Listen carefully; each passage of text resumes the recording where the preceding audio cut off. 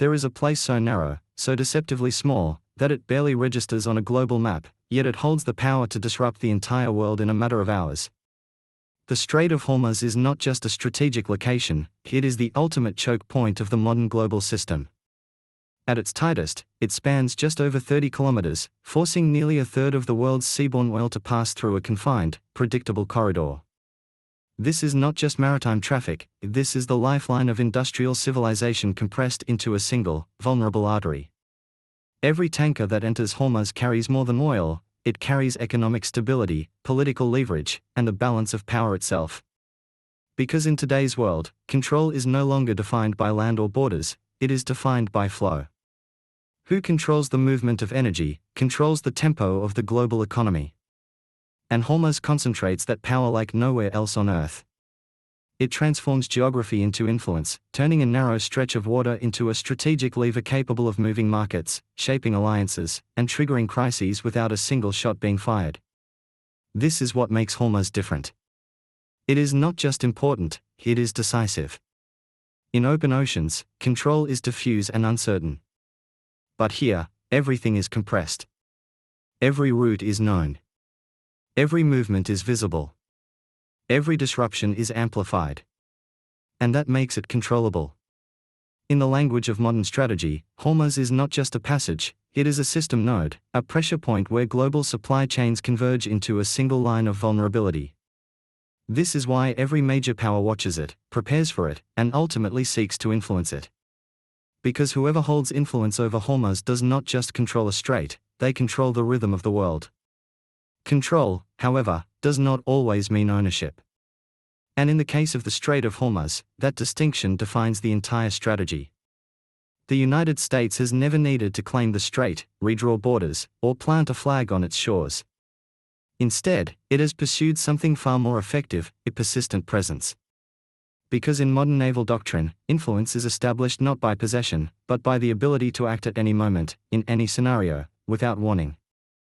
The Fifth Fleet, forward-deployed forces, carrier strike groups, surveillance aircraft, and an invisible network of sensors all converge around this narrow corridor.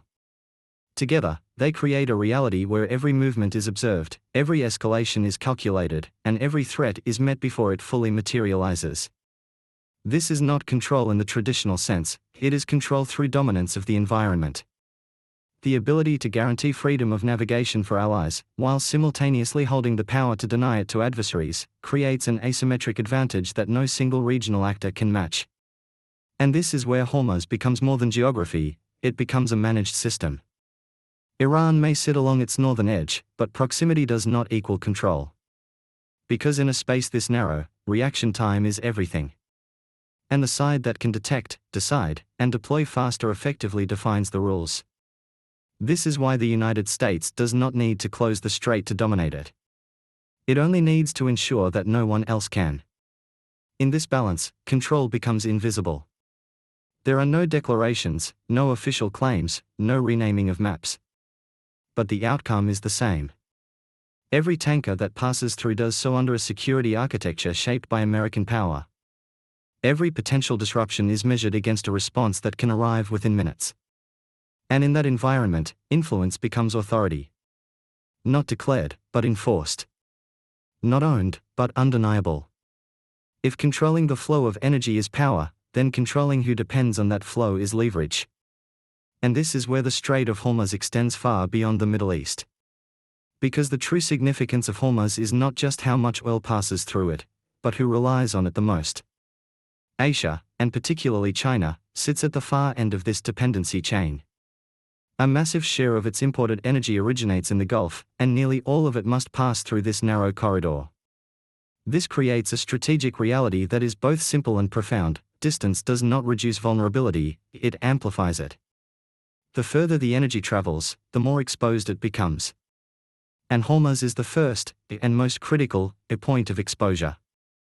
This means that control over Hormuz is not just about influencing regional actors like Iran, it is about shaping the strategic options of global competitors. Because in a conflict that may never begin with direct confrontation, the ability to disrupt energy flow becomes a silent but decisive weapon. No missiles need to be launched. No fleets need to collide. The pressure is applied upstream, where supply can be slowed, redirected, or threatened. And in a system that runs on just-in-time delivery and continuous demand, even minor disruptions create cascading effects. Prices surge. Markets react. Strategic calculations shift. This is the hidden dimension of Hormuz. It is not a battlefield, it is a control point. A place where influence can be projected across continents without crossing borders. And this is why dominance in Hormuz is not measured in territory, but in options. The option to secure, to restrict, or simply to threaten is enough to reshape decisions thousands of miles away. In this equation, Hormuz is no longer just a strait. It is a lever, one that can tilt the balance of power without ever being pulled to its full extent. At first glance, the Strait of Hormuz appears to favor geography. Iran sits along its northern coastline, overlooking the narrow shipping lanes, armed with anti-ship missiles, fast attack craft, naval mines, and coastal radar systems. On paper, this looks like control. In reality, it is something else entirely, a denial capability. And in modern naval warfare, denial is not the same as dominance. Iran can threaten the strait. It can disrupt it, slow it, even temporarily block it. But sustaining control requires something far more complex: continuous surveillance, layered defense, air superiority, and the ability to operate under constant pressure. This is where the balance shifts.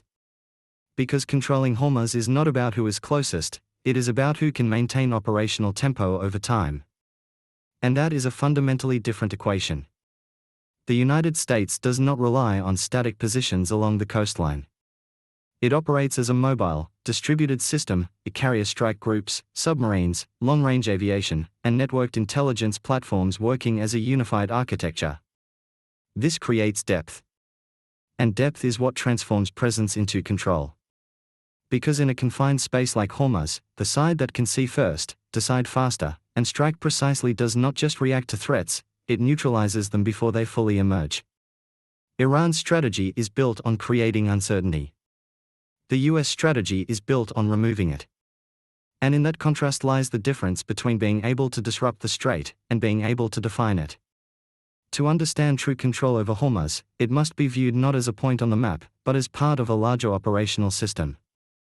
The strait does not exist in isolation. It is connected to bases, logistics hubs, satellite networks, and allied infrastructure stretching across the region. Bahrain, Qatar, the UAE, Diego Garcia, each node extends the reach of US power, turning a narrow waterway into a fully integrated battlespace.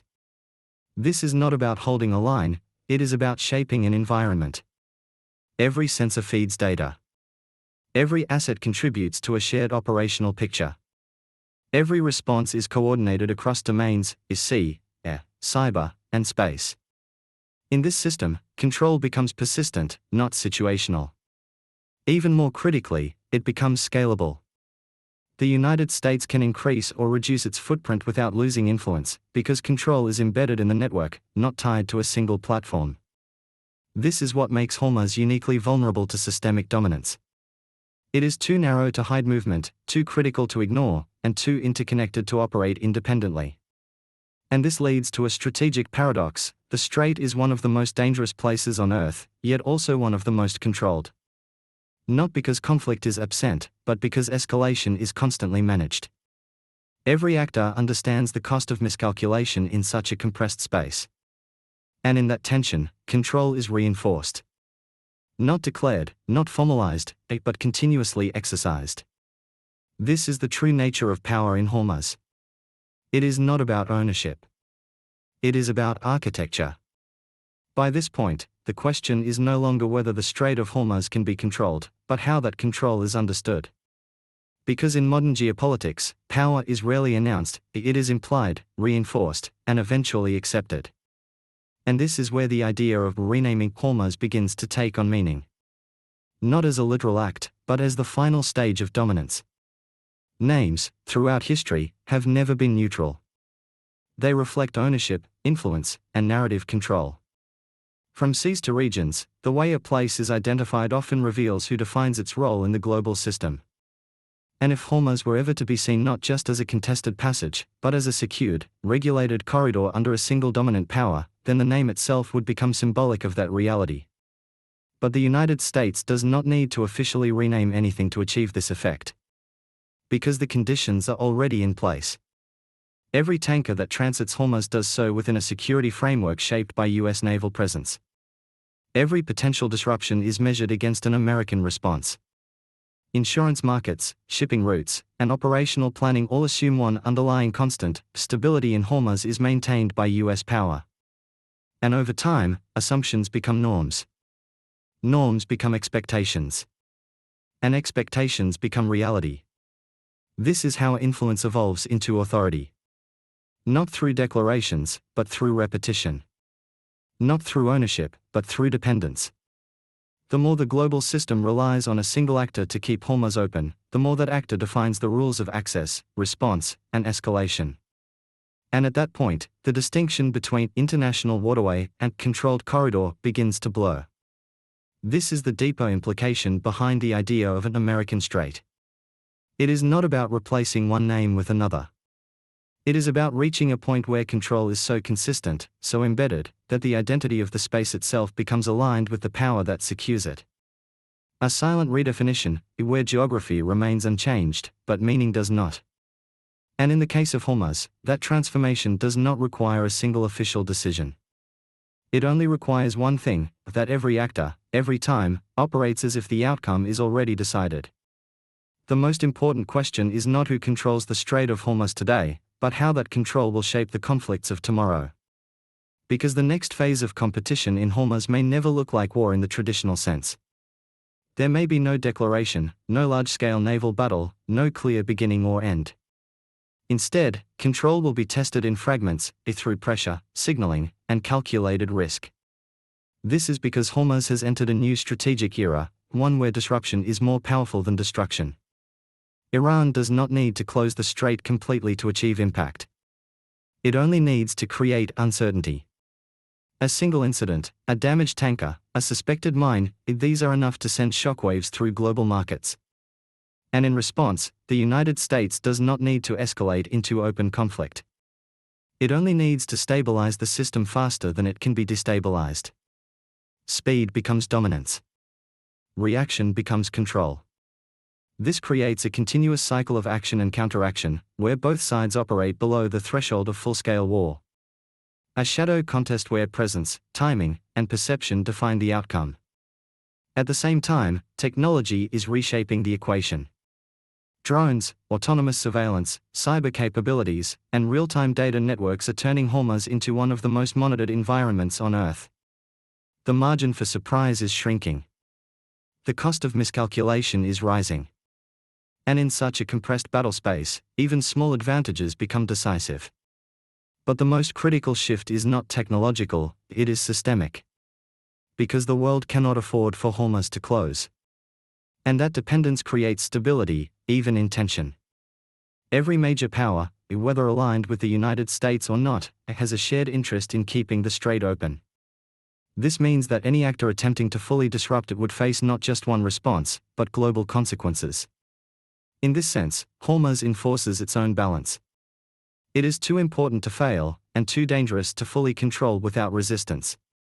This is the paradox of Hormuz. It is the most vulnerable point in the global system, and also the most protected. And as long as that paradox holds, control will remain where it already exists, and not through force alone, but through the ability to manage the system without breaking it.